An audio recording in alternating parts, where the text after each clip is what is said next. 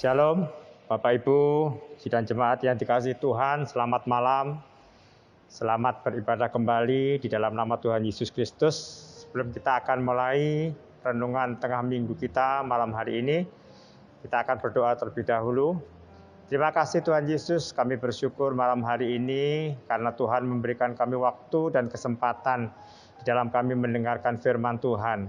Dan kiranya firman Tuhan yang akan kami sampaikan ini boleh kami mengerti, kami lakukan di dalam kehidupan kami sehari-hari, dan menjadikan hidup kami semakin hari semakin menyenangkan hati Engkau Tuhan. Terima kasih Tuhan, terima kasih. Setiap kata yang keluar dari hamba-Mu malam hari ini, biarlah boleh dicerna oleh sidang jemaat-Mu, dan kami bersama-sama boleh bertumbuh secara pribadi, mengenal Engkau dengan benar, dan nama Tuhan dipermuliakan. Dalam nama Tuhan Yesus kami berdoa dan mengucap syukur. Haleluya. Amin. Bapak Ibu, saudara sekalian yang dikasihi Tuhan, malam hari ini saya akan menyampaikan sebuah renungan, renungan tengah minggu yang berjudul memperbesar kapasitas. Memperbesar kapasitas. Kalau selama bulan ini hamba-hamba Tuhan, Ibu Gembala, Pak Samuel, Pak Amos, di UJC, itu tema khotbah yang diambil adalah masalah perencanaan, merencanakan ke depan, melibatkan Allah di dalam perencanaan. Rencana Allah itu luar biasa, rencana Allah itu damai sejahtera. Bukan rencana yang mencelakakan, itu luar biasa. Itu yang menjadi kesukaan kita, menjadi anak-anak Tuhan, bahwa Tuhan itu merencanakan sesuatu yang luar biasa. Nah, tapi malam hari ini kita semua akan belajar satu tema memperbesar kapasitas. Kalau rencana-rencana itu sudah kita sampaikan, kita sudah tulis, kita sudah doakan. Apakah kita siap untuk menerima berkat-berkat dan janji-janji Allah? Itu yang penting, Apakah kita sudah siap menerima kebaikan-kebaikan Allah? Apa kita sudah siap menerima sesuatu yang Allah ingin kerjakan di dalam kehidupan kita? Nah, makanya malam hari ini kita akan belajar bersama-sama tema ini. Nah, Bapak Ibu, saudara sekalian dikasihi Tuhan, bagaimana caranya kita bisa memperbesar kapasitas kita, agar kita bisa menerima janji Allah, agar kita bisa menerima berkat-berkat yang Allah yang akan disalurkan kepada kita, akan diberikan kepada kita sepanjang tahun ini, sesuai dengan harapan, sesuai dengan rencana kita. Kita akan baca satu ayat firman Tuhan yang tertulis di dalam Markus. Kita akan baca di dalam Markus ayat yang kedua, pasal yang kedua ayat yang ke-22. Markus pasal yang kedua ayat 22. Demikian juga tidak seorang pun mengisikan anggur yang baru ke dalam kantong kulit yang tua. Karena jika demikian anggur itu akan mengoyakkan kantong itu, sehingga anggur itu dan kantongnya dua-duanya terbuang. Tetapi anggur yang baru hendaknya disimpan dalam kantong yang baru pula. Satu hal yang harus kita lakukan supaya kita bisa memperbesar kapasitas kita sebagai anak Tuhan dan siap menerima janji dan berkat Allah adalah apa? Hidup kita harus berubah. Yang pertama adalah hidup kita harus berubah. Seperti firman Tuhan yang kita baca tadi. Kalau zaman dahulu anggur itu saya baca, kalau orang akan menyimpan anggur itu ditaruh di dalam kantong kulit, kantong kulit. Firman itu katakan kalau anggur itu baru tapi kantong kulitnya ini lama, itu akan koyak, akan jebol. Karena apa? Air anggur ini kan istilahnya itu secara alami itu ada fermentasi yang menyebabkan kantong kulit itu mekar. Makanya firman Tuhan katakan kalau anggur baru itu akan dicurahkan, akan ditumpahkan, maka kita juga akan mempersiapkan yang namanya kantong kulit baru. Jadi yang pertama yang saya katakan bahwa bagaimana kita bisa memperbesar kapasitas kita sebagai anak Tuhan untuk menerima janji Tuhan, untuk menerima berkat Tuhan. Yang satu, hidup kita harus berubah. Loh, bagaimana kita bisa berubah? Ya, bagaimana kita bisa berubah? Sebenarnya kita sudah tahu, semenjak kita mengenal Dia, Tuhan Yesus Kristus, hidup kita adalah hidup yang baru. Yang lama sudah kita tinggalkan. Kita sudah buang jauh-jauh. Itulah sebabnya dikatakan jadilah manusia baru. Bukan berarti kita manusia baru itu dulu wajahnya seperti saya terus jadi wajahnya lain. Enggak, sama. Ya, sama.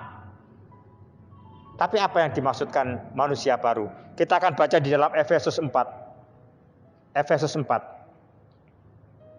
Efesus 4 kita baca ayat yang ke-22. Efesus 4 ayat ke-22 dikatakan apa yang harus diperbaharui, ya. Efesus 4 ayat 22, yaitu bahwa kamu berhubung dengan kehidupan kamu yang dahulu harus menanggalkan manusia lama yang menemui kebinasaannya oleh nafsunya yang menyesatkan, supaya kamu diperbaharui di dalam roh dan pikiranmu. Bapak Ibu Saudara sekalian, berubah tutur kata gampang. Ya, saya dulu keras ngomongnya buanter. Sekarang saya bisa ngubah. Saya akan lemah lembut. Ya.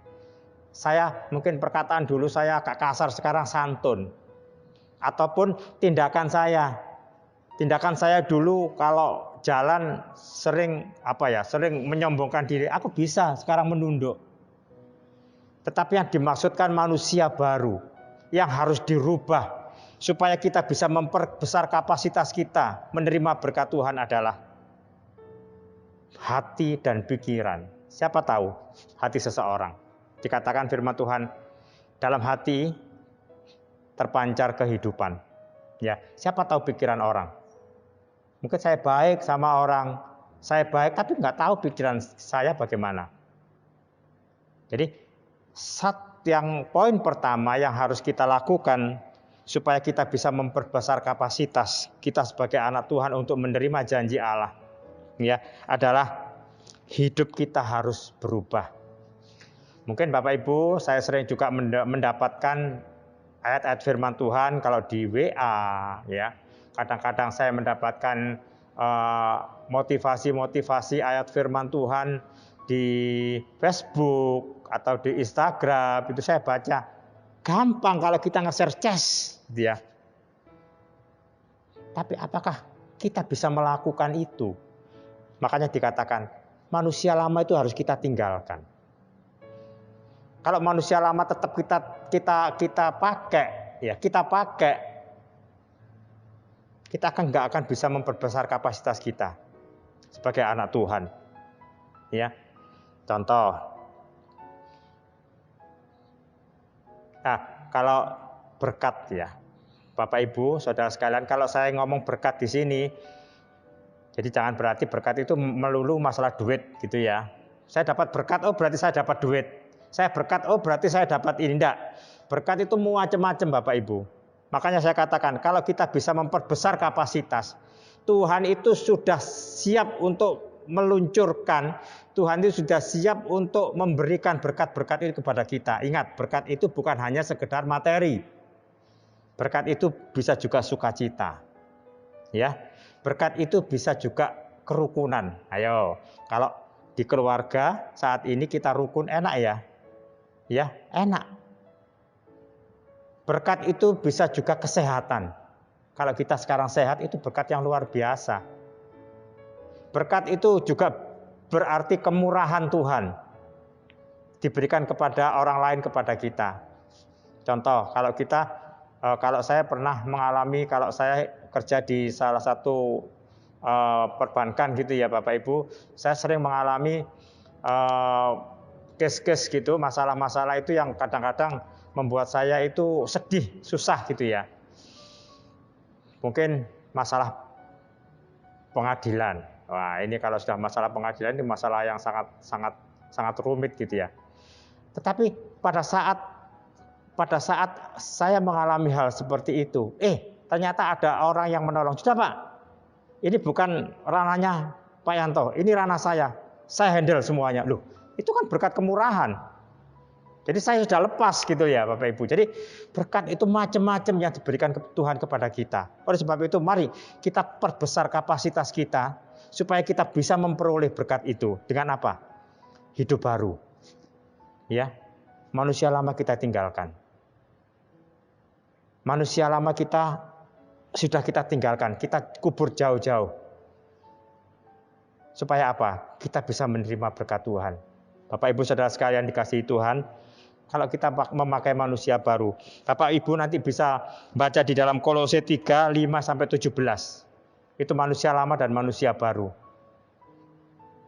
Bersungut-sungut itu apa? Manusia lama.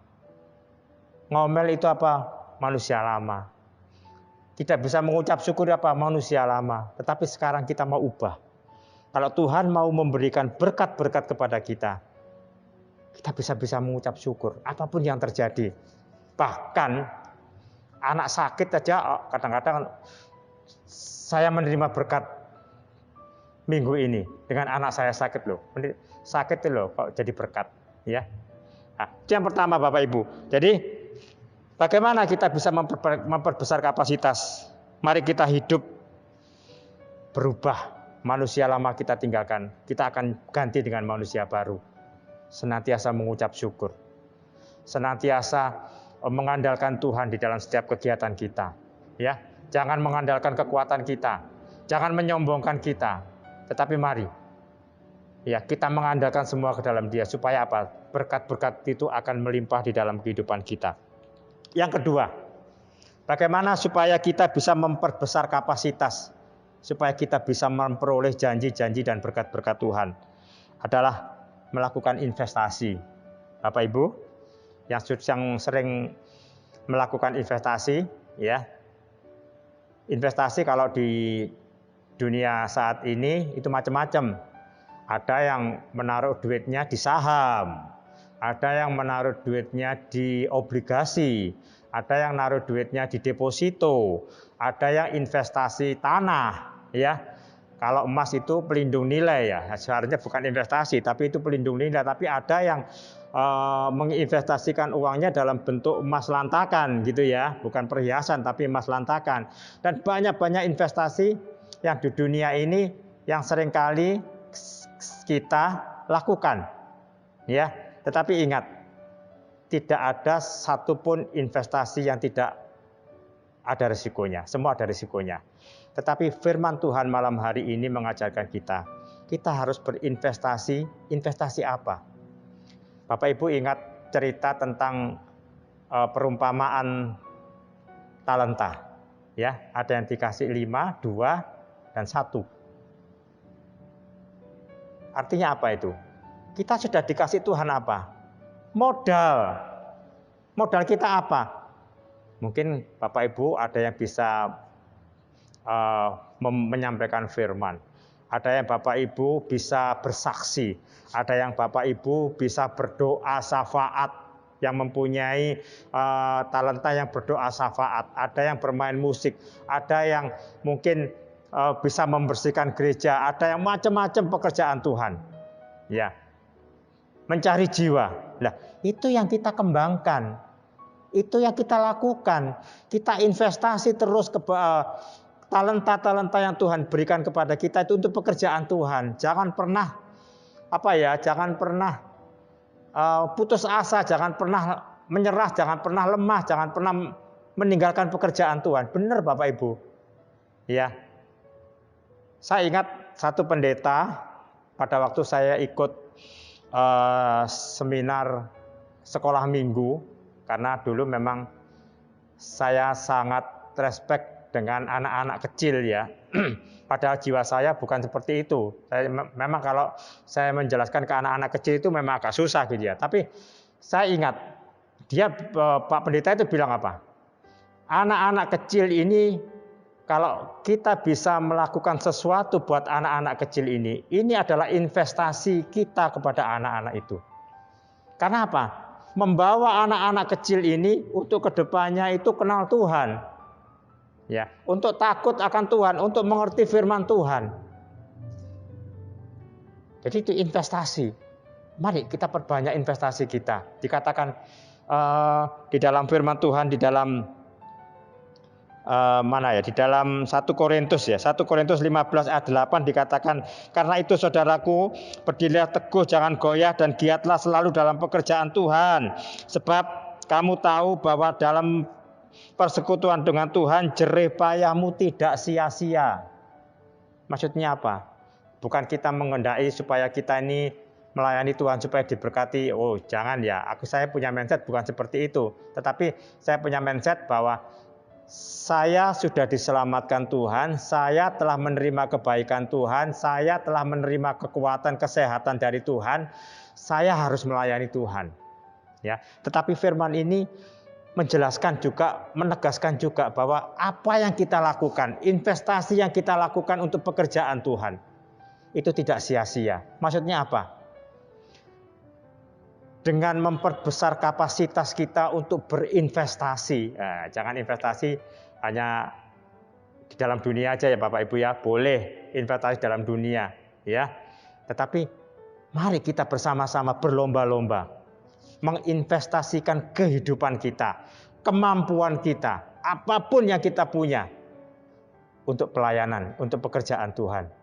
Ya, itu akan bisa berdampak supaya kita bisa menikmati berkat-berkat Allah. Kita bisa memperbesar kapasitas kita sehingga kita bisa menampung. Kalau Tuhan mencurahkan itu kita bisa menampung gitu loh ya. Semua berkat Tuhan, kebaikan Tuhan dalam kehidupan kita. Ini yang kedua.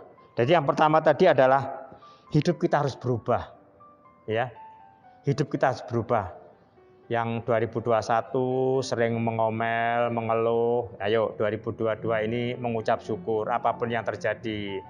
Yang 2021 suka tersinggungan, mari 2022 ini sabar. Ya.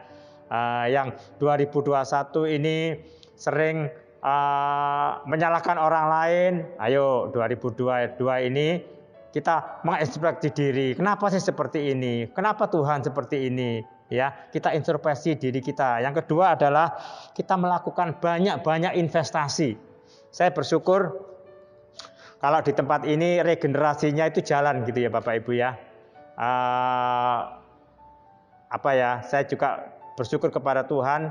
Memang ada anak-anak muda yang bisa meregenerasi yang tua-tua gitu ya. Bukan berarti kita mengabaikan yang tua-tua, enggak. Tadi sempat saya bicara sama seorang bapak, dia katakan, kalau saya di gereja mungkin usia saya nggak bisa saya melakukan ibadah, melakukan pelayanan di belakang mimbar, katakan. Tapi saya di rumah, saya bersaksi, saya di rumah saya mencari jiwa, saya di rumah saya bisa melakukan besuk dan macam-macam. Lah, itu namanya berinvestasi gitu loh Bapak Ibu, tanpa pamrih. Semuanya itu untuk kebesaran nama Tuhan. Dan yang ketiga, yang tidak kalah pentingnya adalah membangun hubungan yang benar dengan Tuhan. Ya. Membangun hubungan yang benar dengan Tuhan. Kita lihat tentang kisah Daniel. Daniel itu mempunyai roh itu huruf kecil ya, roh yang luar biasa. Berarti Daniel itu mempunyai hati, mempunyai kehidupan itu yang luar biasa di hadapan Tuhan. Dengan roh yang luar biasa yang dimiliki Daniel, dia ini diangkat menjadi pembesar kerajaan pada saat itu. Dibandingkan dengan yang lain, dia mempunyai nilai lebih. Tetapi pada saat dia dituduh, dia dicari kesalahannya, pada waktu orang-orang yang lain itu dengki, iri kepada Daniel, apa yang dilakukan Daniel? Ya, apakah dia memusuhi orang-orang itu? Apakah dia itu melaporkan kepada raja? Raja, saya ini nggak berbuat apa-apa, tetapi dia kok memfitnah saya seperti itu. Di dalam Daniel 6 ayat 14 dikatakan, dia tetap berdoa 3 kali dalam sehari. Daniel ini berlutut berdoa memuji Allah seperti yang biasa ia lakukan. Berarti apa? Dia mempunyai hubungan yang luar biasa dengan Tuhan. Ya, hubungan yang benar. Ini luar biasa. Memang cerita ini pernah saya sampaikan di GOGC kalau nggak salah ya. Dia mempunyai hubungan yang benar dengan Allah. Dia mempunyai hubungan yang karib dengan Allah. Apa-apa dia utarakan kepada dia. Dia nggak menyalahkan orang lain. Dia nggak menyalahkan siapa-siapa. Tapi dia tetap mempunyai hubungan yang luar biasa. Bapak Ibu, terus terang ya, kita manusia. Saya, mungkin Bapak Ibu juga pernah merasakan. Kalau kita punya masalah yang begitu berat, apa yang kita lakukan? Kadang-kadang kita nggak bisa berdoa. Ya, pikiran kita kalut. Pikiran kita ini menjadi apa ya? Boleh dikatakan blank gitu ya. Apa yang harus kita lakukan? Tetapi kita belajar malam hari ini. Kalau kita bisa memperbesar kapasitas kita sebagai anak Tuhan, mari kita juga akan belajar seperti Daniel ini. Berkomunikasilah dengan Tuhan. Ya. Berkomunikasilah dengan Tuhan. Apapun yang terjadi dalam kehidupan kita. Nah, 3 hal ini kita akan belajar bersama-sama. Kita lakukan di tahun 2002 ini. Apa yang menjadi rencana Bapak Ibu ke depan? Apa yang menjadi harapan Bapak Ibu ke depan? Percayalah, kita akan siap menerima berkat-berkat Tuhan. Kita akan siap menerima kebaikan-kebaikan Tuhan. Dengan apa? Kita bisa hidup baru, berubah. Yang mengubah adalah Kristus sendiri. Yang kedua adalah ayo lakukan investasi yang luar biasa. Tahun ini giat selalu dalam pekerjaan Tuhan. Dan yang ketiga adalah mari di tahun 2002 ini kita membangun hubungan yang erat dengan Tuhan. Ya, kalau tahun 2021 ini kita biasa-biasa saja. Ayo, sama saya juga belajar Bapak Ibu ya. Kita sama-sama belajar. Tahun 2002 adalah tahun yang luar biasa. Kita akan memperbesar kapasitas kita dan Tuhan siap memberikan berkat-berkat dan kebaikan buat kehidupan kita seluruh dan jemaat di GPS Mojo Agung. Puji nama Tuhan. Kiranya firman Tuhan ini boleh memberkati Bapak Ibu dan saya. Kita terus bekerja, kita terus berdoa, kita terus akan menikmati kebaikan-kebaikan dan janji Allah di tahun 2002 ini. Tuhan memberkati. Kita akan berdoa. Terima kasih Bapak, di dalam kerajaan surga kami mengucap syukur atas berkat firman-Mu yang kami dengar, yang kami sampaikan malam hari ini. Tuhan Yesus, ajari kami terus Tuhan, untuk memperbesar kapasitas kami sebagai anak-anak Tuhan. Supaya kami terus akan mengerti maksud dan kehendak Tuhan akan kehidupan kami, akan rencana kami, akan masa depan kami Tuhan. Sesuai dengan firman-Mu, sesuai dengan janji-Mu Tuhan di dalam kehidupan kami. Apapun yang kami rencanakan di tahun 2002 ini Tuhan, akan kami nikmati dengan cara kami akan belajar terus menerus memakai manusia kami yang baru, yang telah diubah oleh Tuhan Yesus mengenai hati dan pikiran kami. Demikian juga Tuhan, ajari kami terus untuk tidak lelah, untuk kami melayani Engkau Tuhan, untuk tidak lemah kami melayani Engkau, tetapi kami akan terus berinvestasi, di mana Tuhan telah memberikan kami kemampuan yang luar biasa, akan kami gunakan semuanya itu untuk kemuliaan nama-Mu. Demikian juga Tuhan, ampuni kami kalau tahun-tahun yang lalu, tahun 2021, kami tidak mempunyai hubungan yang baik dengan Engkau Tuhan. Kami seringkali mengandalkan kekuatan kami sendiri. Kami seringkali mempunyai mindset bahwa kami sanggup untuk melakukan sendiri. Tetapi di tahun 2022 ini Tuhan, kami belajar untuk terus mengandalkan Engkau di atas segala-galanya. Terima kasih Tuhan Yesus, terima kasih. Berkati sidang jemaat-Mu yang telah mendengarkan firman Tuhan pada malam hari ini. Berkati apapun yang dikerjakan, berkati keluarganya, berkati masa depan cita-citanya, berkati sekolah, berkati kuliah, berkati pekerjaan mereka Tuhan, berkati sidang jemaat-Mu yang saat ini sudah memasuki masa pensiun, semuanya Kau pakai sebagai alat bagi kemuliaan dan kebesaran nama-Mu. Kami juga berdoa buat bangsa dan negara kami Indonesia Tuhan. Kau juga akan nyatakan kasih dan kemurahan buat bangsa ini, supaya bangsa ini menjadi bangsa yang mengenal akan Engkau. Nama Tuhan akan ditinggikan di Indonesia ini Tuhan, dan banyak jiwa dimenangkan untuk Engkau. Terima kasih Bapa, terima kasih. Kami serahkan doa dan ucapan syukur kami malam hari ini hanya di dalam nama Tuhan kami Yesus Kristus. Haleluya. Amin.